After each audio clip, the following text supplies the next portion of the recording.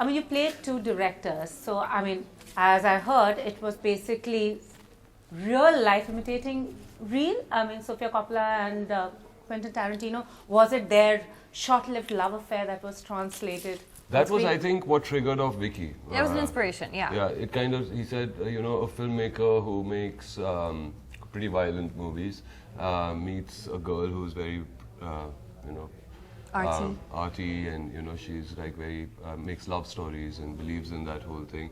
If these two had to get together, what's going to happen? And so, two very different people. Two very, very different people. So opposites attract. So what happened when the arty filmmaker and the violent filmmaker came together? Well, she does yoga, hugs trees, and 4 people go to see her film. But they go for festivals, okay? And he's got all the money in the world, and he doesn't have a script, and he doesn't know what to do. So I hope Quentin Tarantino and Sofia Coppola are actually listening to this. Yeah, and she wins an award also. And he's on the jury. Yeah, exactly. That's what happened. Yeah. That's that. So there were some. But it's not their story. You get sued or something. You know, they'll say we're making a biopic on them. No, it's not their story. So two filmmakers. So how does Roy come in? So how does the thief come in? So actually, what happens is you meet Kabir. The film starts with Kabir Grewal, who is my character, who is this guy who's made a lot of. Got this franchise of Guns 1, 2, and he's got 3 to make, and he doesn't have a script, but he's under a lot of pressure to make that film. And he's so arrogant that he decides to go onto a location and he's going to find something to make.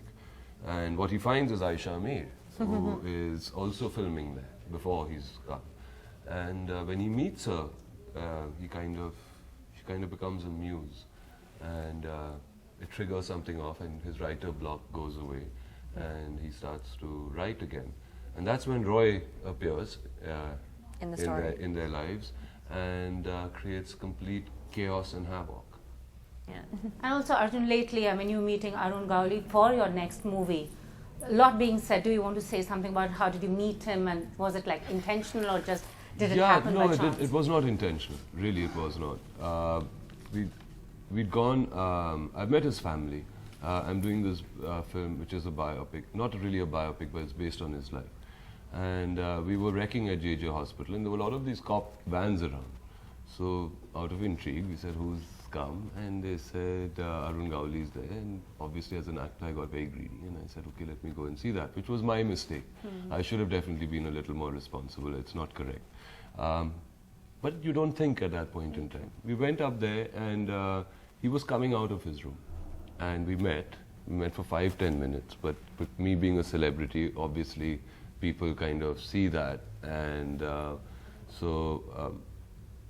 there's nothing legally that I've done wrong, but what happens is the consequence of it lands up on the poor chaps who were doing his security. Yeah.